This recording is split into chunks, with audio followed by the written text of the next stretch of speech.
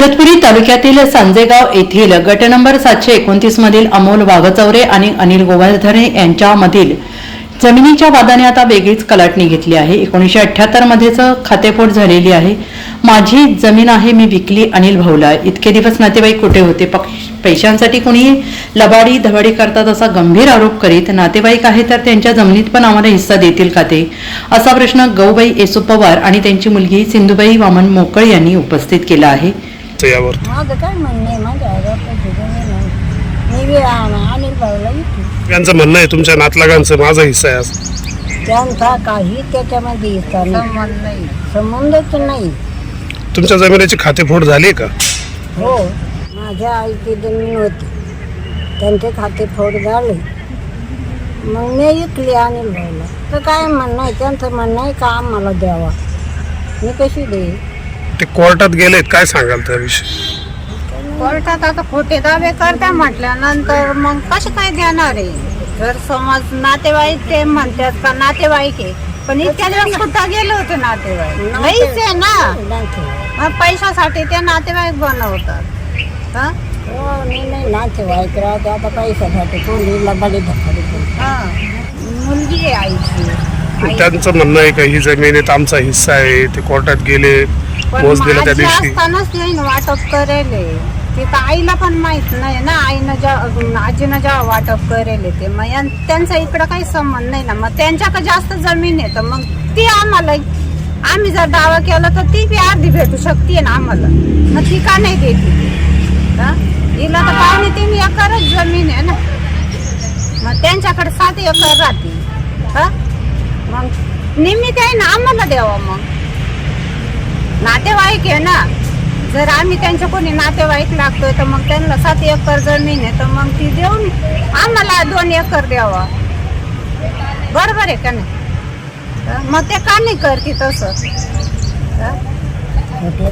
खोटे दावे करतात, खोटे दावे लावतात। इतक्या दिवस नातेवाईक नव्हते ना, आता कसे ते पैदा झाले नातेवाईक? का पैशासाठी खोटे दावे करून पैसे लुबाडण्याच्या मागं लागलेले ते त्रास देतात, बार जेव्हा भेटले का तेव्हा बातरीला शिव्या गाळ्या करतात। नेमकं कशावरून शिवीगाळ करायची? त्याच याच्यावरून, त्या जमिनीवरूनच, त्यांचा काही संबंध नाही आहे। तरी पण आम्ही याला पण गेलो होतो, तेव्हा पण मोजणीला गेलो होतो, सरकारी मोजणी आणली होती, सरकारी मोजणीला गेलो त्यावेळेस त्याने शिव्या गाळ्या केल्या, तिथे धक्काबुक्की केली तरी। तर मी रीतसर ही जमीन खरेदी केलेली आहे, शासनाला नजरानाही भरलेला असून अमोल वाघचौरे कुटुंबियांचा काही संबंध नसून वडील त्यांनीच अतिक्रमण केलेलं आहे, त्यांचं कुठे नाव नाही। मी खरेदी केल्यानंतर यांना जाग आली का, असा प्रश्न उपस्थित करत माझी नाहक बदनामी केल्याप्रकरणी मी संबंधितांवर कायदेशीर कारवाई करणार असल्याचं अनिल भगवान गोवर्धने यांनी म्हटलं आहे। मी अनिल भगवान गोवर्धने, राहणार सांजेगाव। माझी मिळकत मौजे गट नंबर 729 ही मी नामे गौबाई येसू पवार ह्या मूळ मालक आहेत, यांच्याकडनं मी ही जमीन कायम फक्त खरेदीने घेतलेली आहे। त्यासाठी लागणारे रीतसर शासनाला जो काही, ही जमीन पूर्वी भोगट वर्ग 2 होती, तर मी शासनाला 75% नजराना भरून भोगट वर्ग 1 केली आणि ही माननीय कलेक्टर साहेबांची ऑर्डर आहे। त्याचा नंबर आहे SR नंबर 34/24। त्याच्यानंतर ती जागा जनरल झाली आणि त्याच्यानंतर पूर्ण कायदेशीर पूर्तता करून मी या जमिनीची खरेदी केली। त्याच्यानंतर हा तहसीलदार साहेबांचा हा निकाल आहे, त्याचासुद्धा नंबर आहे SR नंबर 109/24। हा निकाल माझ्या बाजूने लागला आणि त्याच्यानंतर नोंद नंबर 24/24 ही मंजूर झाली आणि माझ्या नावाने हा 7/12 झाला। तो मी तुम्हाला इथे दाखवू इच्छितो। क्लास 1 झालेला आहे, आधी ती जागा क्लास 2 होती। गौबाई ही एकच नाव होतं, कुठे इथे एकुका पद्धत म्हणजे एकत्र कुटुंब पद्धत जी काही असते ती कुठेही नाव नाही आहे, फक्त गौबाई येसू पवार हे नाव कमी झालं आणि माझं नाव लागलं अनिल भगवान गोवर्धने। जागा क्लास 1 झाली, जी तुम्ही बघू शकता। त्याच्यानंतर मी जागा विकत घेण्याच्या पूर्वीच सरकारी मोजणीसुद्धा केली होती, गौबाई पवार यांच्याच नावाने केली होती। त्याचासुद्धा नकाशा, सरकारी मोजणीचा नकाशा हा माझ्याकडे आहे, हा तुम्हाला दाखवू शकतो मी। हा सरकारी मोजणीचा नकाशा। तर मला सांगायचं एवढंच आहे की सर्व कायदेशीर बाबी मी पूर्ण करून मी शासनाचा रीतसर नजराना भरून मी जागा खरेदी केली। आता माझं नाव लागले 7/12 आणि मी जमिनीचा आता मी मालक आहे। तर मागे काही परवा अमोल वागचौरे आणि त्यांच्या कुटुंबियांनी जो काही माझ्याबद्दल जे बेताल वक्तव्य केलं, त्याला कसल्याही प्रकारचा कागदाचा पुरावा नाही, फक्त बोलायचं म्हणून बोलले. परंतु माझ्याकडे सर्व सबळ पुरावे आहेत. ही जागा रीतसर मी कायदेशीर पूर्तता करून घेतलेली आहे. त्यांचं फक्त जागेवर आता त्यांचा पण लगतचा सातबारा दाखवू इच्छितो मी. 731 गट नंबर आहे, फक्त 31 गुंठे जागा आहे आणि ही टोटल जागा मी गौबाई यांची 3.5 एकर, ही पूर्ण 3.5 एकर आणि त्यांची 31 गुंठे, त्याच्यात त्याचा चुलत त्याची 15 गुंठे, म्हणजे त्याची 15 गुंठे आहे तिथे. तो पण सातबारा मी दाखवू इच्छितो. तो ती पण जागा करतो आणि ही पण जागा करतो आणि नंतर बोलतो की नाही जागा माझी, ही जागा मी करतो म्हणजे माझी. तर मला एक सांगायचं आहे, हे थोडक्यात त्याचं काय आलं, हे अतिक्रमण झालं. जर ह्या आजींनी जमीन विकायची, हे स्वतः मालक आहे, यांना जमीन विकायचा अधिकार आहे, यांनी मला विकली.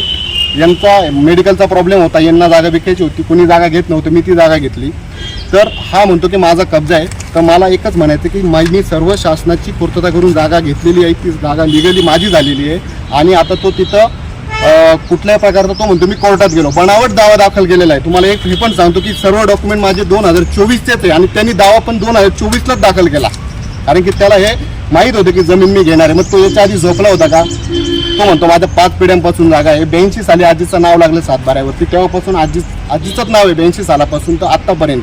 तो 2024ला मुद्दाम बनावट दावा त्यांनी दाखल केला आणि मुद्दाम मला त्यांनी बदनाम करण्याचा प्रयत्न केला. पण तरी माझा गावातला विषय असल्यामुळे त्याला मी अजून काही बोललो नाही. तरी पण मी जे काय आहे तुमच्या मार्फत मी त्याच्यावर जे काही कायदेशीर गुन्हा मी 100% त्यांच्यावर दाखल करणार आहे. फक्त मला आता तुमच्या मार्फत एकच निवेदन द्यायचं आहे शासनाला की समजा एखादा जमीन मालक आहे, तो बाहेरगावी असतो आणि तो काय त्याची जमीन उचलून नेऊ शकत नाही, तर तो नंतर जेव्हा येतो जागेवर, तो लगतचा शेतकरी काय करतो, त्याचा थोडासा काही तुकडा असतो, तो लगेच ही पण जागा ताब्यात घेतो आणि सांगतो की माझा कब्जा आहे.